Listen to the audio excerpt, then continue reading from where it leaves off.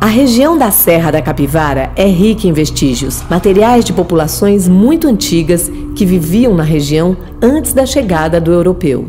Nos painéis, há registros gráficos, como pinturas e gravuras, que representam cenas da vida cotidiana e permitem compreender um pouco mais sobre os primórdios da presença do homem no continente americano.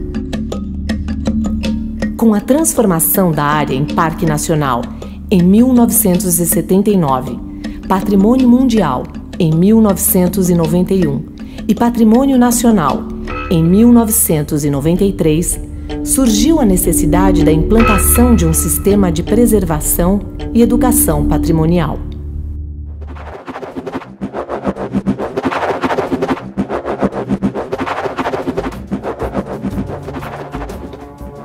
Desde o século XVI, antes mesmo do início do processo oficial de colonização no século XVIII, o Piauí já era visitado por desbravadores e aventureiros que exploravam a região em busca de ouro ou aprisionavam índios.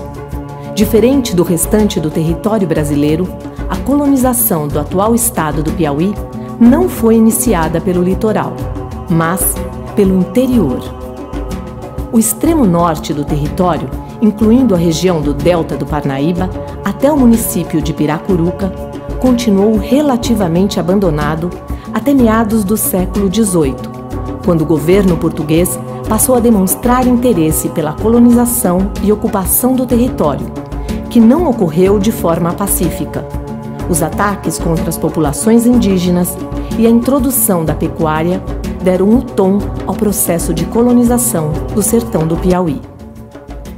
Com o objetivo de liberar as terras do litoral para o cultivo da cana, ainda no século XVII, a pecuária começou a adentrar para o interior, desbravando o território. Formaram-se então grandes fazendas de criação de gado, que passaram a funcionar como elementos de agregação populacional. No entorno das sedes das fazendas, que serviam de pouso para viajantes, vaqueiros e comerciantes, formaram-se núcleos populacionais que deram origem a novos povoados.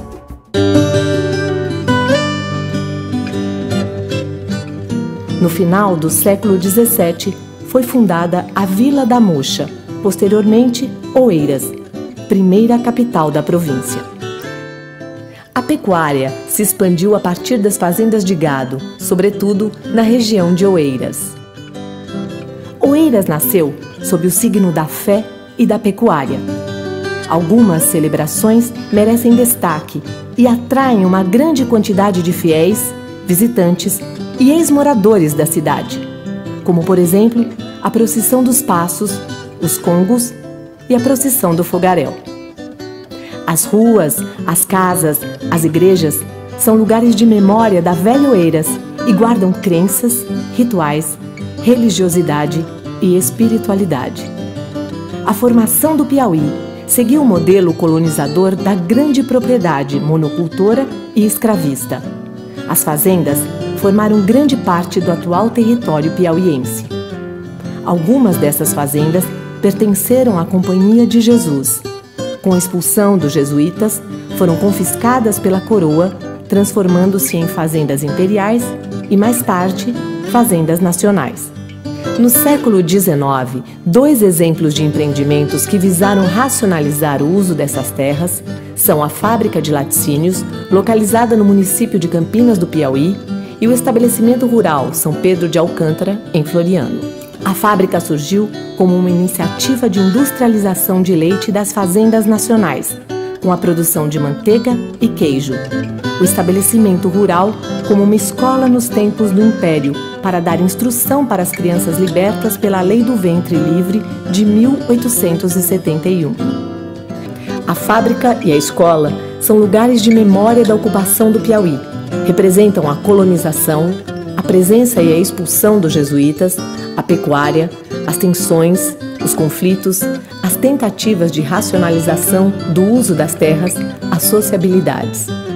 A A importância dessas edificações para a formação do Piauí pode ser analisada pela perspectiva histórica e em relação à sua arquitetura, pois se constituem em edificações emblemáticas do patrimônio edificado no Brasil entre o final do século XIX e começo do XX. Atualmente, a região é habitada também por muitas comunidades quilombolas. No final do século XVII, Portugal optou por fundar uma série de povoações em território brasileiro, apostando no modelo baseado na elevação das povoações já existentes à categoria de vila. Em 1761, a Vila da Mocha foi elevada à condição de cidade, alterando seu nome para Oeiras. Na mesma época, foram criadas mais 7 vilas, também a partir de povoações existentes, que deram origem às seguintes cidades: Valença, Castelo, Campo Maior, Parnaíba, Piracuruca, Jerumenha e Parnaguá.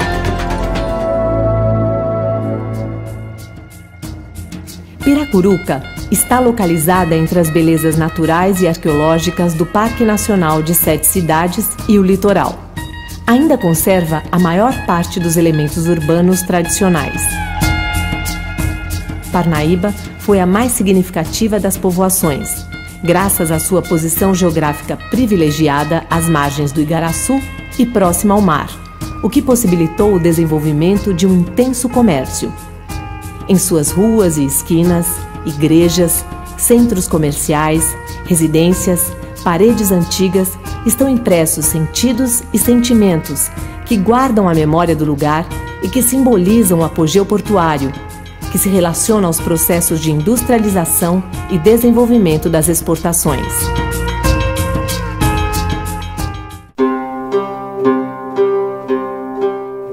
A história de Campo Maior guarda lembranças da Batalha do Genipapo, levante decisivo para o reconhecimento da independência do Brasil nas regiões Norte e Nordeste, além da vida rural, com seus campos de carnaubais e das rotinas das fazendas de gado com seus vaqueiros.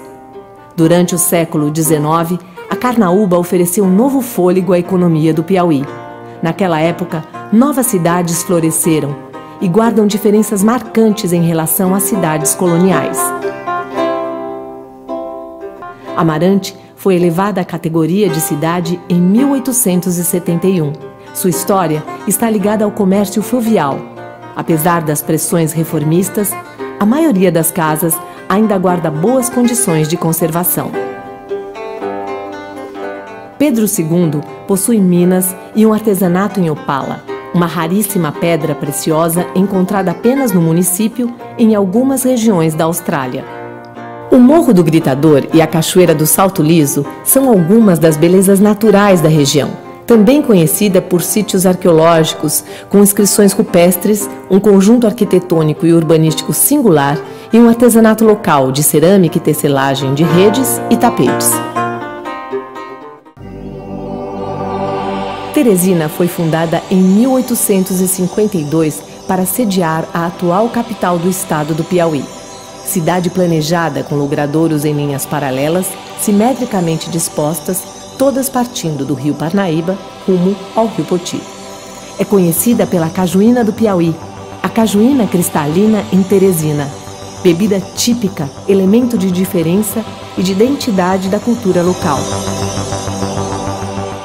Além disso, às margens do rio Poti situa-se um sítio paleontológico de valor inestimável, a Floresta Fóssil, que representa um registro único do passado do continente americano e de suas espécies vegetais, através de antigas árvores transformadas em rochas sedimentadas. A Igreja Nossa Senhora de Lourdes é conhecida pelo caráter diferenciado de sua composição, expresso no repertório sacro de inspiração popular e na qualidade rústica de seu arranjo, que lhe conferem um aspecto bem pitoresco e regional. É referência da expressão da arte popular conhecida como arte santeira piauiense. A arte santeira remonta aos tempos de ocupação do território piauiense, quando os jesuítas iniciaram o processo de catequese das populações que habitavam a região.